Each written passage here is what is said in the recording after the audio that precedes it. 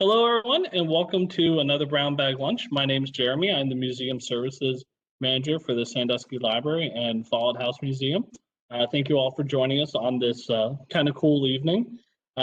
Today, we have the wonderful opportunity to have Sherry Hall, who is the site manager of the Warren G. Harding Presidential Sites. And I'm sure she can tell you a little bit more about them and everything else. So when you do get the chance to reopen, I know I want to come down and see it I've never been, and I saw you were under construction, so I've been kind of, waiting for that to reopen. So I've been excited about that. I'm sure you are as well. So with that, I'm going to make Sherry here our presenter. I'm going to mute myself and turn off my video, and then we can go from there. Right? Change presenter. Pressing presenter. All right, you should be good. So my name is Sherry Hall. As Jeremy said, I'm the site manager at the Warren G. Harding Presidential Sites. We're in Marion, so roughly an hour and 20 minutes, hour and a half from Sandusky. And I'm going to talk about the election of 1920, since this is the centennial of Warren Harding's famous front porch campaign and his subsequent election to the presidency.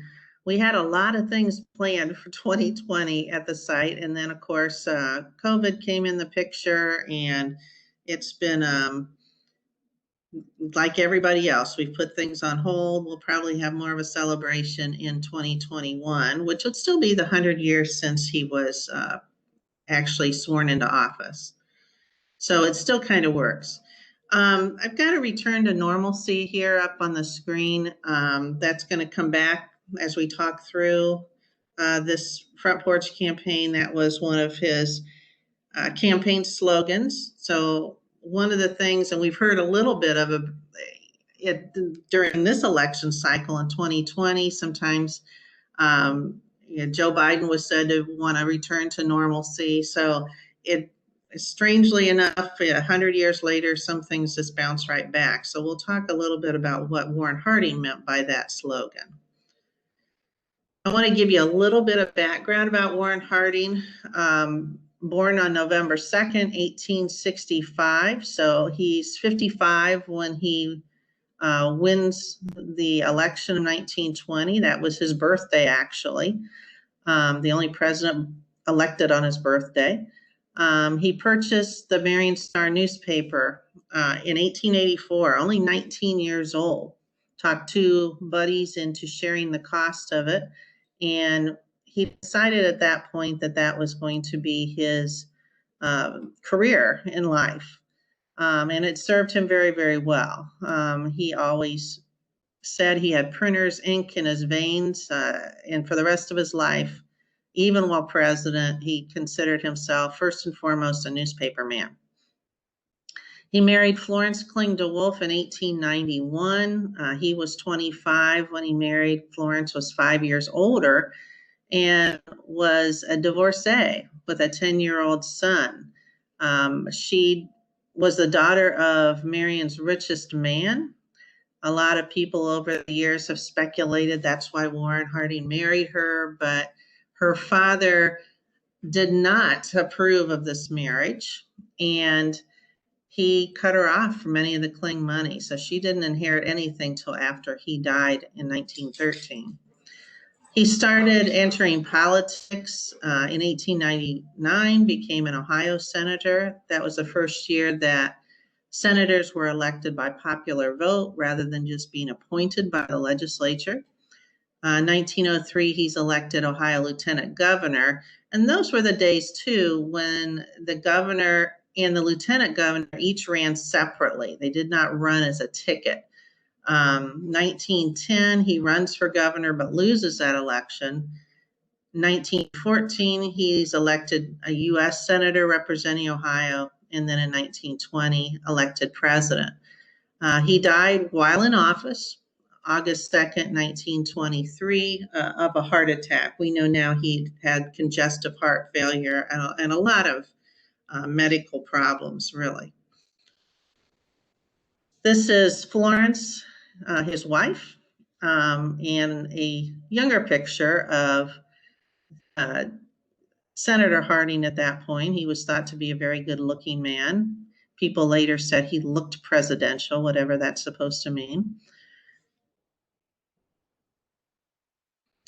And this is the Harding home in Marion. We have just restored it to what it looked like in 1920 as well, because that's the year that Harding had his front porch campaign.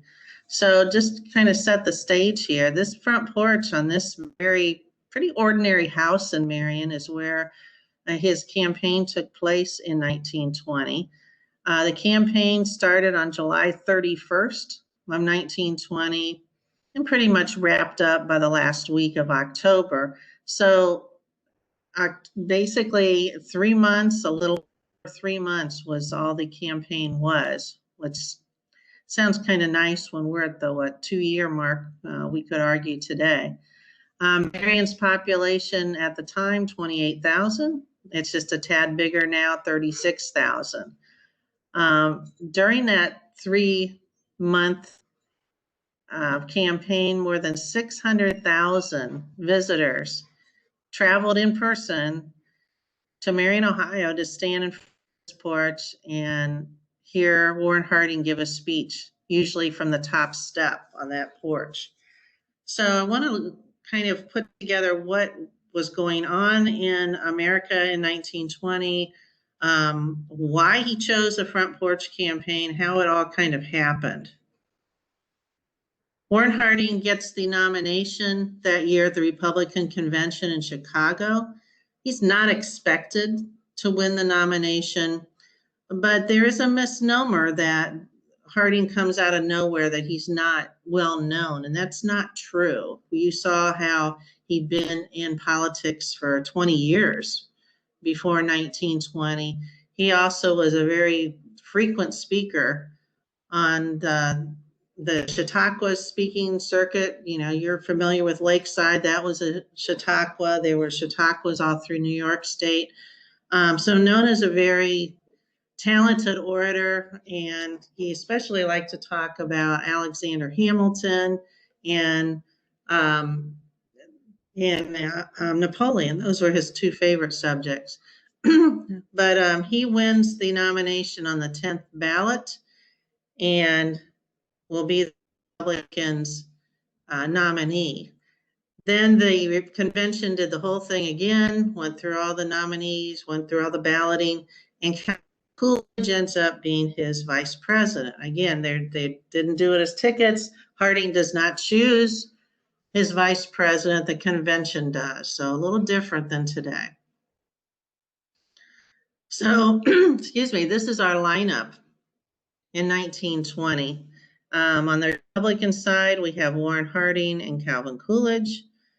And on the Democratic side, we have James Cox, who is sitting governor of Ohio at the time, and Franklin Delano Roosevelt as the vice president.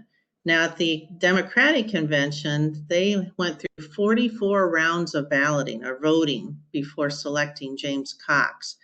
And this is, you notice right away, I've got the Ohio flag up there. This is an all Ohio matchup here.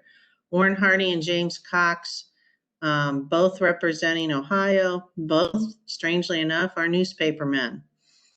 James Cox owned the Dayton Daily News and the Springfield News and the Miami News. So 2 Ohio newspapermen are going to slug it out for the presidency. And of course, you notice too, 3 of the 4 men make it to the White House. Only James Cox doesn't. He says in his autobiography, which he wrote in 1944, that never bothered him. So he said he was done with politics after this election. So a little bit about James Cox, if you're not real familiar with him. He is born in 1870 near Jacksonburg, Ohio, down by Middletown. As we said, he's the owner of several newspapers. He came up through the ranks in the newspaper business. He's married twice. He marries in 1893 1903 to Mame Simpson Harding. There's no relation, just a weird coincidence. They're divorced in 1912. And a lot of times people ask me why Florence's divorce was never brought up during the campaign publicly, because it wasn't all that usual for people to be divorced at that time period. Well, here's the answer right here. If Cox's campaign brings that up, it makes him vulnerable too, because he had been divorced. So it was kind of hands off on the whole divorce topic. He remarries in 1917, Margaretta Parker Blair. Between the two marriages, he has 6 children. He has a very impressive political history. He is elected to the U.S. House of Representatives in 1908. He serves there till 1913. He has 2 terms as well, I should say 2 stints as Ohio governor.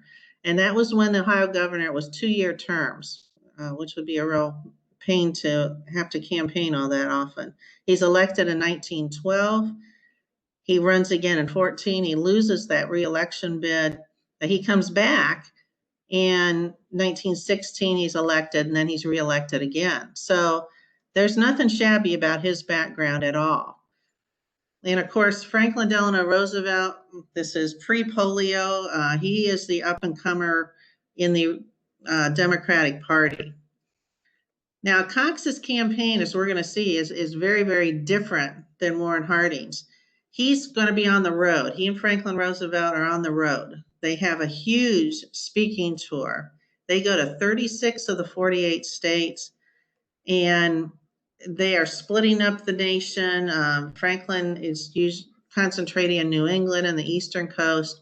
Cox is going to go all the way to the Pacific, which is really not all that valuable because the population in those states is pretty low. But they are on the road constantly. They are hanging their hat totally on Woodrow Wilson's legacy. Of course, Woodrow Wilson had been elected in 1912 when meeting Taft, when Teddy Roosevelt split the Republican Party. He's been through 2 terms. He suffered a stroke, and of course, he was president of the United States during World War I, or the Great War, as it was called. His big legacy item for Wilson is to establish the League of Nations. And he does, but the United States Senate does not vote to join, which is infuriating to Wilson. Well, Cox is going to campaign on that League of Nations and Wilson's record and keep pushing for the United States to join the League. He says in his autobiography that he realizes in about September of 1920 that the American public has moved on from the League of Nations. They're tired of it. They don't want to think about it. And he realizes then that he's not resonating with the public. So why does Warren Harding choose a front porch campaign? Well, we know that right after the convention in June, he's talking about a front porch campaign within 3-4 days. So he's been thinking about this. And there is, of course, a tradition of front porch campaigns associated with Ohio. We have those pictures of Garfield. He had the first one from his home in Mentor. Benjamin Harrison from his home in Indianapolis, McKinley from Canton, and Harding's is going to be the 4th and the last one in American history. Now, why that appealed to Harding is that McKinley at this time, it's only been 20 years at that time since McKinley was assassinated. He is a revered, martyred president. And people even thought that Harding kind of looked like him. I don't see it, but some people thought so. So anything that's going to rekindle that time of 20 years earlier is a good thing. Okay, it makes people think about McKinley and the success he had in the presidency. So it's keeping this tradition alive. It's also Harding had a wife with chronic health problems. Of course, Ida McKinley had epilepsy. Florence Harding suffered from chronic kidney disease. There is no way you would have kept Florence Harding off of the campaign trail if Harding had decided to go on the road like Cox, because she was in there 100% with this campaign. And he frankly needed her. She related well to women. She had been a working woman. She'd been a single mother, a lot of connections with women, real life connections that a lot of women had been through. And this was going to be too tough on her health if he tried to go on the road. That postcard in the middle is downtown Marion. So Harding is wanting, he's got a story to tell. He says, I'm from a small town in Ohio, like a lot of folks were, especially in the Midwest. They were from small towns. We're just starting to make the move from the farms and small towns to more metropolitan areas in 1920. He says, that's my background is the same as yours. I grew up small towns. I understand your problems. I'm a small business owner. I started out with nothing and built my business like a lot of you folks have. So there is that relatability. He wants people to see Marion. They're going to see our courthouse and say, well, that looks just like our courthouse. We have a main street. Everybody's got a main street. And in fact, it started to be said that Harding's campaign was taking Main Street to the White House. And we can't forget the war. That war experience is going to infiltrate everything about the campaign and Harding's presidency as well. That war experience has shook us up in this country, frankly. We don't know what we accomplished. We've lost a lot of young men. There are lots of problems and a lot of social issues that we'll talk about that have bubbled to the surface because of the war. So as we go back to that campaign slogan, a return to normalcy, after that disruptive global war, that sounds really good to people. Let's get back to a normal way of living. So that does strike a chord with people. So what was America like in 1920? You're probably going to see it sounds really familiar. There was an uncertainty about America's future. We knew we'd won the war, but what did we really win? We weren't in the war that long, about 6 months actually. We enter in April of 1917, about a year and a half. And of course, Armistice Day is in 1918 in November. But where were we? We knew we were a world power, but what are we supposed to do with that responsibility? Are we really the world's policemen? What are we supposed to do with this? Women were pushing for voting rights, and that is really accelerated from that war experience. Woodrow Wilson had been against women's suffrage, and of course, women had been fighting for it for so many decades. After the war experience, even Woodrow Wilson changes his mind. He says, yes, women, you were nurses on the front line in Europe. You filled in at factories. We think of Rosie the Riveter, World War II, really started with World War I. Women were on the farms, taking the place of the men who were fighting. So how are you going to deny her the vote now? So it was inevitable that women were going to get the right to vote, and they did in August of 1920. So right smack dab in the middle of the campaigns. There were strikes in industry.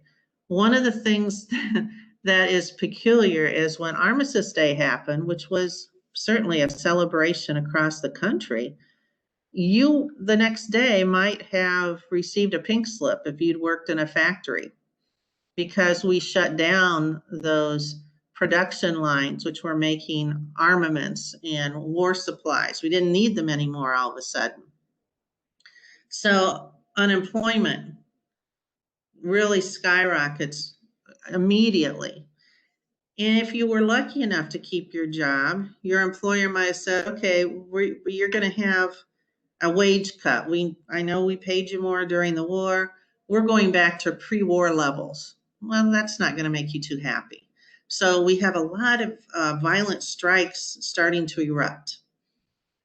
Inflation is out of control very quickly after the end of the war.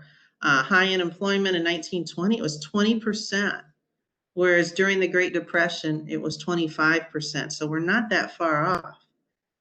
There is a global recession. And no matter how you viewed the economics of the world, if you saw the United States as being more in isolation as country, we were already in a global economy. So when the global recession started in Europe, it just dominoed around the world. We were recovering from the flu epidemic, which is extremely familiar to us when we talk about epidemics. The flu epidemic started in the spring of 1918, a kind of a mild wave in the spring, started in Kansas at an army post is the best evidence, and had nothing to do with Spain. It was called the Spanish flu, had nothing to do with Spain. And then the fall, November of 1918 is when the second very virulent second wave occurred, when there was a little more mild third wave in the first part of 1919. So during the campaign here, 1920, we're about 15 months away from the flu epidemic, but it's still very much on people's minds. To add some more confusion, Prohibition kicks in January of 1920. So now people have to figure out, all right, they've had 2 years notice that Prohibition is going into effect. So most people have stockpiled alcohol.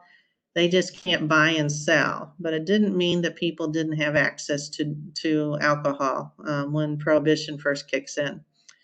Immigration.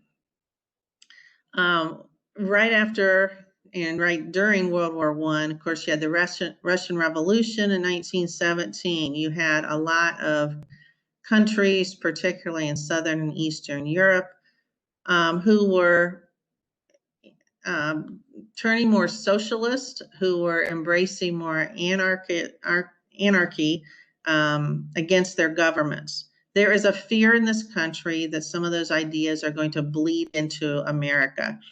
So Republicans and Democrats alike are agreed that immigration needs to be shut down as much as possible. A lot of social upheaval, as I said, coming out of this war experience. One of the things that Harding talked about in the campaign was paying more attention to women's and children's health. We had an extremely high infant mortality rate in this country coming out of World War I. That no one had ever paid any attention really as far as a policy went on improving women's and children's health, and that brought in sanitation, hygiene, education about how to best take care of yourself if you're a woman and your children. The racial issues came to the forefront. Now, lynchings were very common across the South, particularly. It had pretty much been a Southern issue that they were dealing with starting after the Civil War. Well, by this time now, World War I, a lot of Black men had served as soldiers in the war, and they thought now things would be different. We've earned respect. We're coming back after we've done our duty, and they walked back into that same old society, especially in the South. Where they are not respected, where they are victims again of a lot of violence. The Native Americans I have pictured here are here because they are not citizens of this country in 1920. And we'll see that Warren Harding is going to work to have them gain citizenship. He will not complete that before he dies, but Calvin Coolidge will accomplish that. So what a strange thing to think of is these people were not citizens of their own country. The veterans coming back from the war, many blinded from the mustard gas in the trenches of Europe, amputees, frankly, more survive than people thought. And they are filling up all of the hospitals around, particularly Washington, D.C. So attention needs to be paid to getting them back into society by giving them training for new jobs, provide them with new skills, and plus take care of their medical needs as well. And we have new things that have come out of this war experience, as we often do from wars. It speeds up technology. Wars always do that.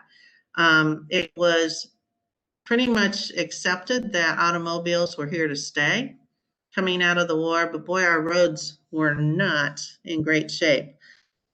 Each state determined which roads it was going to improve, and they didn't necessarily connect with improved roads in the next state. So there is an emphasis on building a highway system in 1920. Aviation, that industry is going to also be discussed. There were many pilots from that World War I experience who are now mail carriers or crop dusters. It's thought that aviation might be a new industry for transportation. And radio is the hot new technology that is really going to take the 20s by storm. So a lot of things moving very, very quickly in this immediate time after the war. So return to normalcy. Let's go back here. This is kind of a run-on sentence, but I want to play this. This is Warren Harding talking. Hopefully it is. Nah, maybe it's not going to play. Now we got to go back just a minute. Let's see if it will play.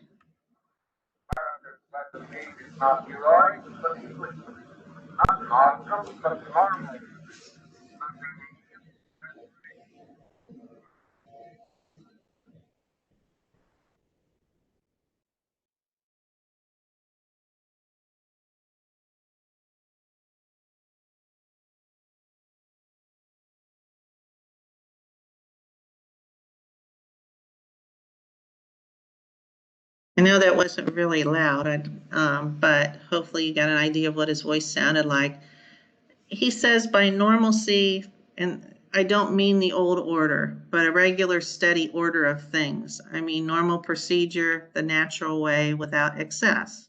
Now, you're sitting there thinking, I don't have any idea what he just said. Let me interpret for him. What he's trying to say is he wants the government to operate again. The government stopped at the end of World War I. There was no plan put in place to transition from wartime to peacetime. And everything just ground to a halt. He wants to get the mechanics of the government, of industry going again. He wants you to go about living your life again without the stress of worry about wartime. So he just wants life to continue. Sometimes historians have interpreted return to normalcy as meaning he wants things to go back to how they were before the war. And that's not what he meant. He's not naive. He knows we can't go back to that time. Not sure we'd want to. There certainly were problems in that pre-war time as well. But he says, let's just go back to a normal way of living our lives when you're not looking over your shoulder for problems that we're going to even out. And in that very long sentence, he's not calling to turn the societal norms of the country upside down. He's not calling for a revolution. He says we're going to tweak it. We're going to adjust. We're not going to experiment. Equal poise means balance. We want balance in the way. So he says we're going to tweak things. We're going to get things going again, but we're not going to turn everything on its head. And that appealed to people too. They don't want anybody experimenting with America right now. So he's got great appeal as a candidate. We talked about how he had been in a small town. He's a self-made businessman. He didn't have wealth when he bought the Marion Star. He struggled for years. Those strong Midwest values that you always heard about, even when I was growing up, that was an attribute, the strong Midwest values. You had common sense, you had logic. He's known as a conciliator. So he's a politician that works with the other party. He's got political experience. That's certainly on his resume. Has this strange thing called Ohio in his back pocket. Ohio always has been seen as a pivotal political state. If you kind of quarter Ohio into 4 sections, you will find very different types of cultures between the Northwest and the Northeast and Southeast and Southwest, if you think about that. And that's why Ohio often is a barometer for the country, because we have very distinct cultures in this state alone. He's got a great personality. He's down to earth, he's calm, he's relatable, he's got a sense of humor. So he's not a threatening person. He's not somebody who's you think is going to fly off the handle or do something rash. He's calm, and that's exactly what appeals to people in this time of upheaval in American society. I'm going to show you just a few pictures of Marion during the campaign. Most people came by train to Marion, and they would have these parades twice a week. Usually Wednesdays and Saturdays were the big campaign days, and they'd march through town, which was all decorated, down to the front porch of the Harding's home. Mr. and Mrs. Harding would come out on the porch. Now, this is a difference too between Harding and Cox.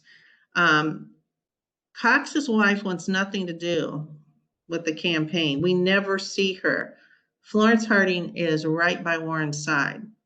And in that year, when women are taking a step forward, I think that's extremely important that we see Florence as part of this campaign. She doesn't talk policy, but she gives what she calls chats. We would call them interviews with women's magazines. And she's, again, a representative of experiences that women have gone through, but it's never been acknowledged that they've gone through.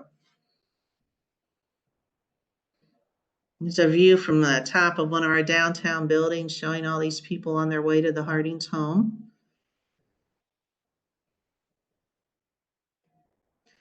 They put gravel on the grass around the Harding's home because there are so many shade trees. One thing they learned from the McKinley campaign, because they did go up to Canton and talk to people who had been involved in that, was the ground can become a muddy mess.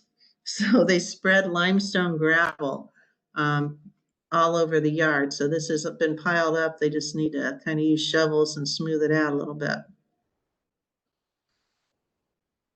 This is what Warren Harding would see from his front porch. Now, he's got a pretty small front yard, but they're in the streets, they're in the neighbors' yards. If you look, you might see a few people in the trees getting that good vantage point. That flagpole came from Canton. That was McKinley's flagpole. It's been shipped to Marion for good luck, and afterwards it'll go back to Canton. But everybody's packed in there. What Harding's going to do, he knows in advance the groups that are coming. It wasn't like they just appeared in his front yard. They were scheduled in advance. They were called delegations. And then he would speak to them about issues they were interested in. So if there were farmers here, day, he would talk about the problems they were facing in agriculture. Businessmen are he'll talk about the economy. And so customized speeches depending upon who's in the audience.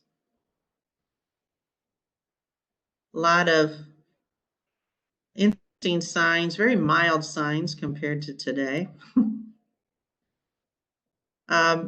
This is what they called Colored Voters Day at the time. So many of the Black voters in America were members of the Republican Party at this time. And they want more representation in government. They want more job opportunities. And again, that's coming out of that war experience.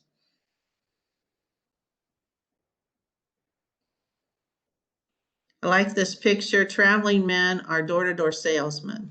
And I like this picture because their sign, they have misspelled Mr. Coolidge's last name, which I find entertaining for some reason. They are here because Cox has insulted them. He has said that door-to-door salesmen or traveling men are nuisances. And Harding has said, oh, no, no, no. They are the backbone of American business. They came to the front porch in droves. Women are going to be at the front porch as well. This day is called Social Justice Day. It was October 1st, 1920. As I said, women got the right to vote in August. So these women will be voting in November. These are members of the National Women's Party, and they have invited any woman to join their parade. And interestingly, Marion, the factories, the businesses let the women out of work to come that day. The schools let the girls come. And I found that really kind of surprising that they were going to be that progressive. So women are going to have almost a second front porch that day at the side porch. They called it the side porch campaign. And some of the leading suffragists of the day are asking Harding, they're going to ask Cox too. They say, hey, we've got the vote now. Now we want some representation in government. We want equal pay for the same job as men. We want more job opportunities. We want more education opportunities as well. So they're asking for a lot of things that, many would say have not been accomplished yet today, but they're asking for them in 1920. Now, this day was probably the most exciting for people in Marion during the campaign. Al Jolson is to Mrs. Harding's left. He has brought 60 members of the Broadway Theatrical League to Marion. If you want somebody to blame for why famous entertainers get involved in politics, well, probably blame the Harding campaign. This is the first time that Broadway singers, dancers, Hollywood stars have come out in support of a political candidate. The woman with the big hat, a couple rows back, is Lillian Russell. She was a good friend of the Hardings in their outside of this day. Al Jolson actually wrote a song that day, a campaign song that was called Harding, You're the Man for Us. And he and all his friends here sang it that day. So a pretty exciting day for folks in a small town who could see some of their heroes and get autographs and talk to them. And that doesn't happen for small town folk too often. This is some of Al's song. I'm going to try to increase the volume here.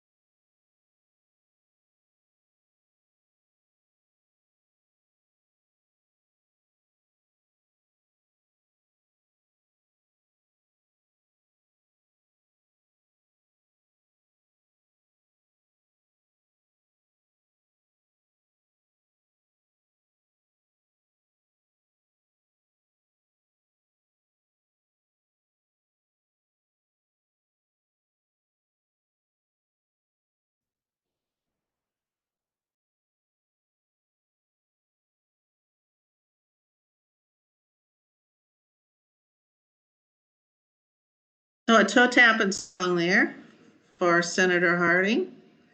Election day came November 2nd, 1920. As I said before, this is Warren Harding's 55th birthday. And their polling place was in a stable that had been converted to a garage a couple blocks from their home. Of course, a big day for Senator Harding, but Florence Harding gets to vote for the very first time in her life.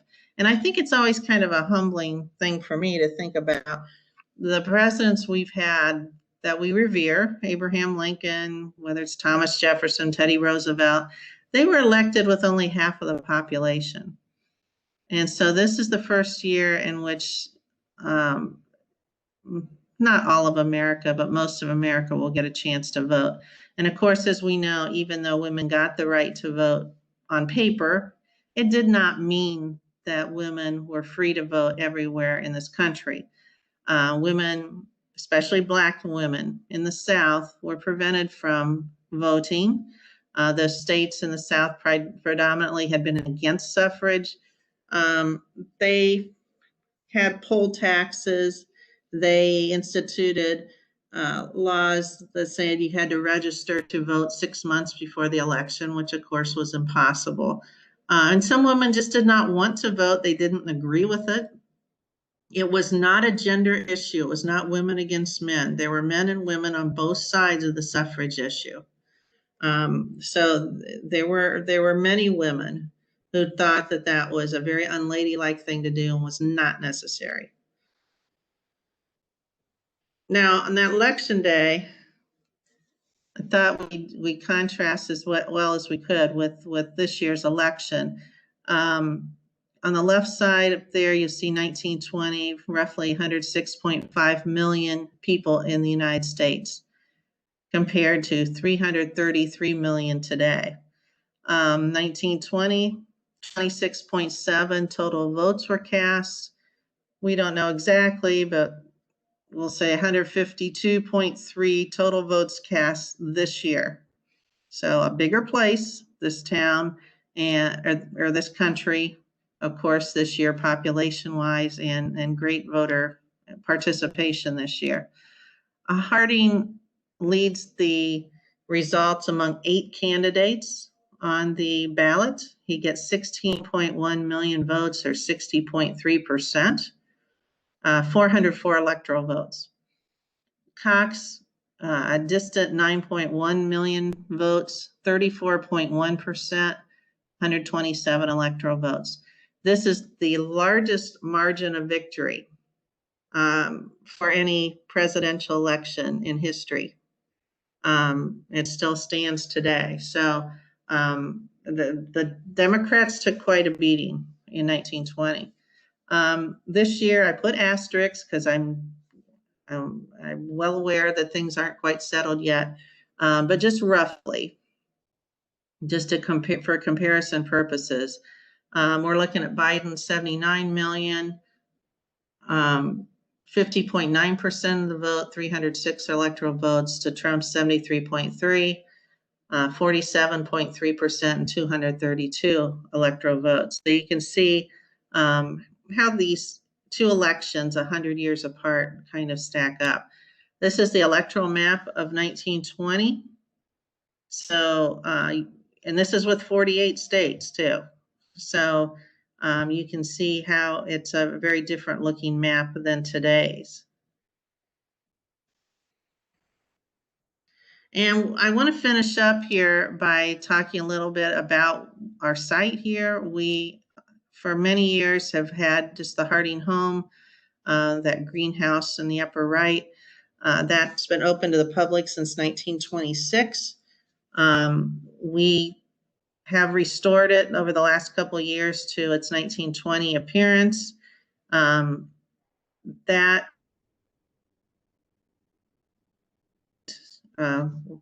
were the 2 Harding sites in Marion. The Harding Memorial is the grave sites of President and Mrs. Harding. It was built in 1927. We have added a newly constructed building, the Warren G. Harding Presidential Library Museum. It's on land right behind the Harding home. And so it forms kind of one complex there with the Harding home. And in that library museum, there is an exhibit gallery allowing us to not only display many more of our historical objects, but to more fully tell the Harding story. We also have event and program space, collection storage, and then we will have another wing to be built onto it, which gives us research, a research center as well. So 3 Harding sites in Marion, Ohio. So kind of an unusual setup, but one that we're very proud of. We are not open at the present. We have been affected, of course, by delays in all kinds of construction because of COVID. We are, I can't even tell you exactly what date we'll open. It just really depends on what COVID does in the next few weeks. Our website, I should have put that on there, is hardingpresidentialsites.org. So we'll always put up-to-date information about our opening procedures once we get to that point. So at this point, I'm going to stop sharing and take any questions anyone has. Let's see here. There we go. Yeah, if anyone listening has any, can unmute yourself and ask, or if you don't want to talk, you can type it in the chat box and it'll pop up. I guess one of the questions I had, and it probably not even an answer that's out there, was do we know which do we know who women mostly voted for? Or I'm thinking that information might not be available though. It's really not. There was, if you go with the, how shall I say, the gossip, the rumors at the time, they will say, oh, the women voted for Harding because he was good looking. And that's what people will tell you. And it's like, no, they did not. There was no way they could calculate that. We have an event every summer, the Harding Symposium. It's always the third weekend in July. And we take a tough question or anything and we delve into it. And one year we were talking about the election and we wanted to see, is there any truth to that or not? So we had 2 political scientists in 2 different states, had nothing to do with Ohio, and we gave them that question. And they found nothing to support that. They said that women tended to vote the party that their husbands tended to go for. Okay, which makes sense. But they found of course, more people, both men and women, in voting for Harding, but there wasn't any groundswell of the female vote to Harding. And when you think about it, that was women's first vote. They took it really seriously. They're not going to just, flick it away because they think some guy's good looking. And then I found a reference in the Cox campaign a few days after the election that somebody in the Cox campaign floated that notion. So I thought, oh, all right, maybe I found the root of this. But no, women were tough customers.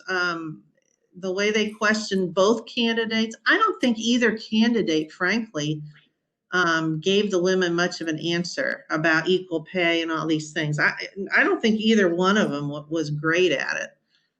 But they'd never campaigned for women voters before. I don't think they quite knew what to do with them.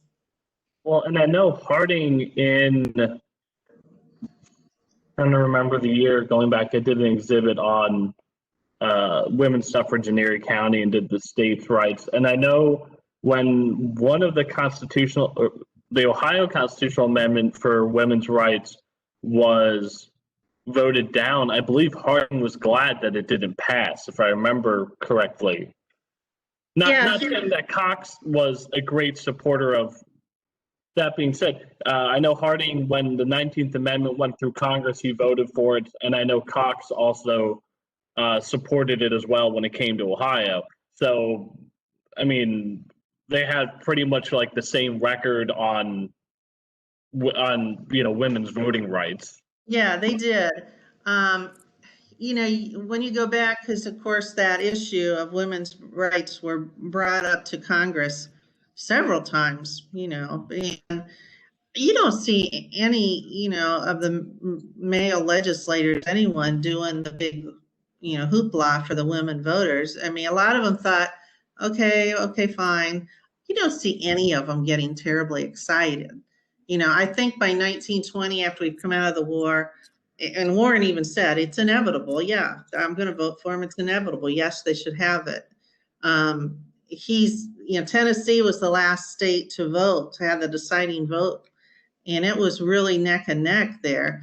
And the women that day, when they were, or I'm sorry, in August, when it was about a week away, they asked him to uh, send telegrams, do something to try to push that Tennessee legislature in the right direction. And he says, well, I hate to interfere with them. They're their own state, which, he believed, I don't want anybody butting into Ohio. He did send a very mildly worded telegram, but no, I don't see either candidate, really leading the charge. I remember that from, I read, you may have read already, The Woman's Hour. Yes.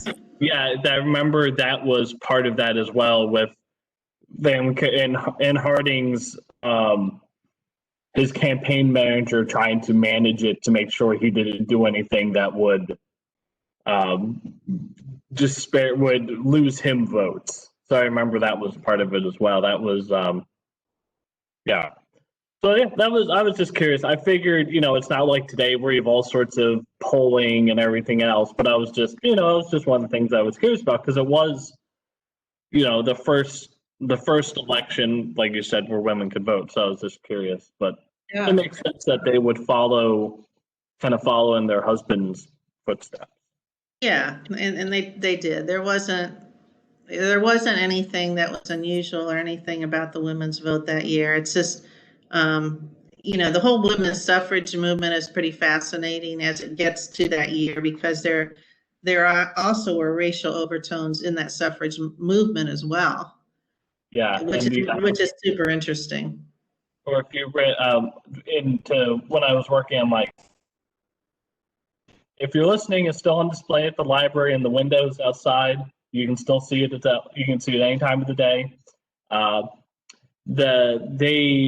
I read some of the debates in Congress about it, and when you read it, you wonder: are they debating the 19th Amendment, or are they debating like the 15th Amendment? Because Yes. that's the one that talked. A lot of the Southerners. Um, well, there's one quote from I believe it's a senator, who says, we do not yet know what horrors the 15th Amendment will bring to this country. Let us not add the 19th to the troubles. And that's what you get a lot out of a lot of these Southerners who were worried about that. But like you said, there's also where the women suffragists, especially in Tennessee, are kind of like, yeah, you don't really let African American men vote. You can handle African American women just fine. It'll just be the white women. It's okay. Don't worry. It's just like, a lot of issues that we still face even today. Fear drives a lot of this. Whether it's women voting, whether it was blacks voting, everybody was always afraid of, society's going to turn on its head. Who knows what's going to happen? It's going to be, total chaos. And it's that fear that drives so much of it. Yeah, and I think there was one state where women didn't vote. Was it Mississippi? There was one southern state where women they didn't vote because the state claimed there wasn't enough time to get them registered to vote. Yeah, it was disgusting, along in some of those states that, every obstacle you could think of was thrown up in front of them. We had a suffragette from Erie County, and Erie County, the black hole of women's suffrage, because every time Erie County voted for women's suffrage, they voted against it and they vote, and with each vote, with the 2 state votes, and there was a city ordinance. With each one, they voted against it more. Like the percentage got worse. It was fascinating that she was interviewed by one of the papers, and that was how she describes, like, it was the black hole of women's suffrage. That's pretty good. And she's a fascinating woman. She ran for city council after suffrage passed. She was active in city politics, and she was on the first all-women's jury in Erie County, and actually was probably one of the first all-women's jury in the country after the 19th Amendment passed. That's awesome. It was like a day or two afterwards, and the judge was having problems finding enough men to fill the jury. So he's like, "Oh, they can vote. You know what that means? They can be on the jury." Very ditty. And when you read the names, he went down like, basically the wives of the well-known men in town and people he's friends with, and you read it and you look at the last names and you're like, okay, it's like, oh, these are all on the, they live in the nice big houses, and these are women you can trust, and it's really fascinating. Well, I want to thank you for doing this program for us. It was doing technology is always an adventure, and sorry about that. By the time we have it mastered, COVID will be over, and that's fine with me. And we'll hopefully be able to do more in-person programs, and hopefully we can have you come up and do an in-person program for us sometime. I would love to. Well, thank you once again for doing this. It was wonderful, and it was great to have it. So thank you, and have a great evening. All right, you too. Thanks, Jeremy. Bye. Bye-bye.